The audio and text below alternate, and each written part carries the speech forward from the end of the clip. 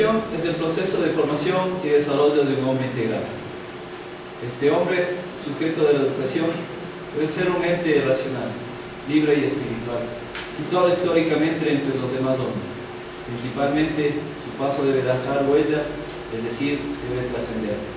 Con esta premisa quiero dar a conocer a quienes participan de esta videoconferencia realizada por los estudiantes de la Universidad Central del Ecuador, de la Facultad de Jurisprudencia, Escuela de Derecho, Paralelo G. Tenemos a nuestro compañero, Carvajal Manolo, Chávez Roberto, Hernández Mauricio, López Natalie, Niepas Fabián, Chinaula Pablo, Ipan Byron. Quien les habla, Freddy García. A pesar de haber existido en épocas tan remotas y responder a necesidades distintas de las nuestras, constituyen el más sólido fundamento de las regiones contemporáneas. Es importante conocer sobre todo el derecho romano, ya que nos permite valorar este gran legado de los romanos. El derecho romano es más que histórico, es la base del ordenamiento jurídico de la mayoría de los países del mundo. En él tuvieron origen gran parte de las instituciones jurídicas y vigentes en estos muchos países.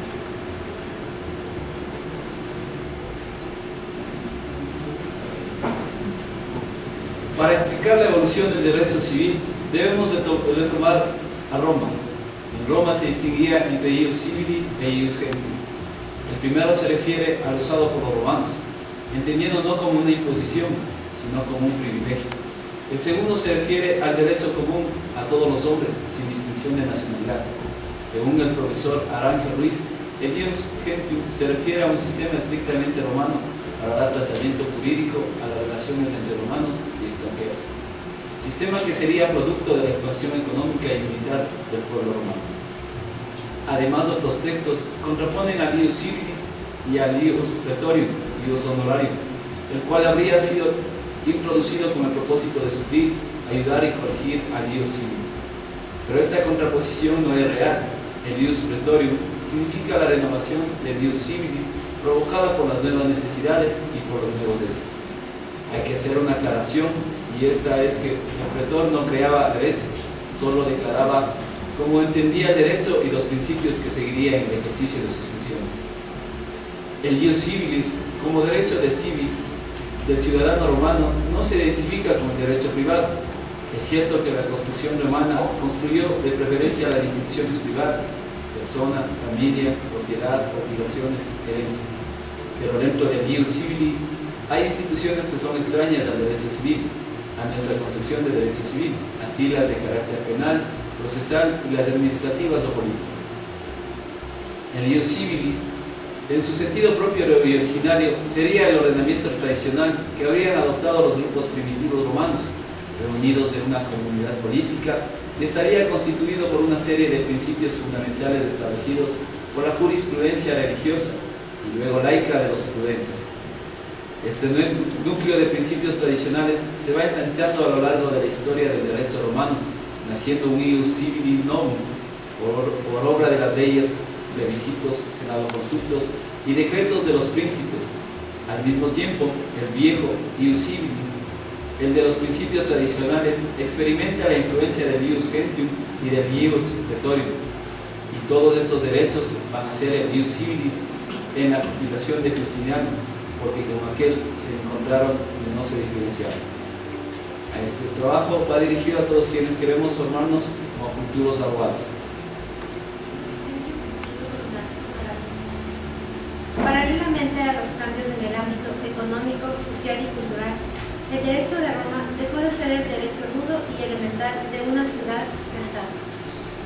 Fue regulando progresivamente los nuevos problemas que se planteaban en el campo jurídico, económico, social, cultural y político.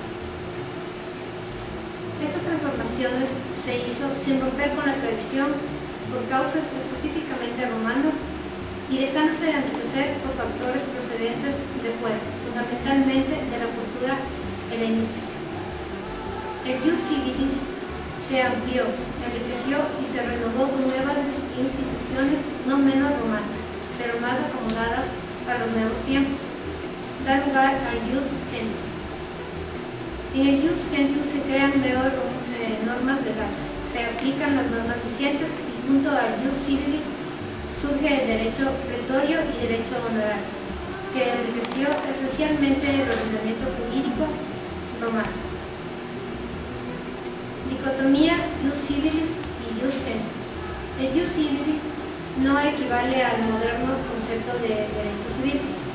En su significado primario es un derecho creado por los romanos y solo para los romanos. Queda delimitado en primer lugar por su origen.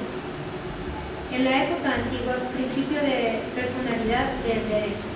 El derecho romano solo es para los ciudadanos romanos, excluyéndose a los extranjeros. El derecho nacional era el Ius Civil. Mores Maior. Derecho consuetudinario, vigente entre los romanos y sus antecesores, antes de la existencia de leyes escritas históricamente conocidas. Aun cuando los romanos ya empezaron a tener leyes escritas, los mores maior siguen siendo un concepto vacío. Las 12 tablas recogieron lo fundamental del primitivo derecho consuetudinario romano. Son el punto de arranque jurídicamente controlable del Ius Civil. A pesar de haber numerosas leyes comiciales y plebiscitos, la mayor parte de la actividad legislativa de los comicios se centró más en lo político que en la regulación del derecho privado. El Ius Civil, denominación primitiva Ius Quiritium, solo afectaba a los ciudadanos romanos cívicos. Eran una minoría dentro de la población del imperio. Características del Ius Civil: simplicidad, formalismo típico de primitivo derecho romano, concreción. El Gentium, 242 a.C. Se crea la figura del pretor peregrino. Se encarga específicamente de la administración de la justicia entre los peregrinos. Los extranjeros no tenían derecho en Roma. La aparición y multiplicación de las relaciones comerciales, tratados, etc. de Roma con los otros pueblos extranjeros hace necesario la regulación de la situación de todos los extranjeros. Ius Gentium, conjunto de normas aplicadas por el pretor peregrino en los conflictos donde al menos una de las partes es peregrina.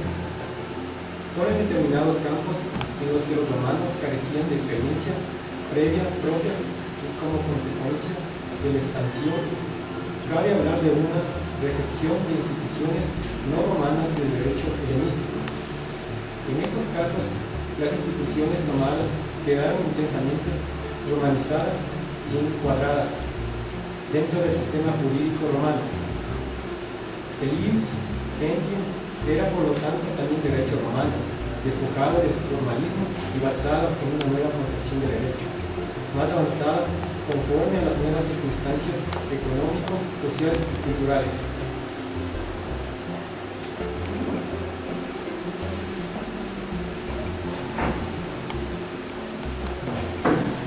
Características del Ius Gentium. El deber jurídico estaba basado en el bona fides, mantenimiento de la palabra dada, no en la realización de una formalidad jurídica. El pretor peregrino dio carácter jurídico a esa bona fides reconocida ya previamente con carácter extrajurídico en las relaciones entre peregrinos. Se adapta mejor a las versatilidades del momento, rompe con el formalismo existente, se aplica en todas las relaciones en las que al menos una de las partes era peregrino. Estaba basado en la razón natural. ¿Qué procedimiento se aplicaba en estas relaciones? El procedimiento de las legis actions quedaba influido directamente solo para ciudadanos romanos.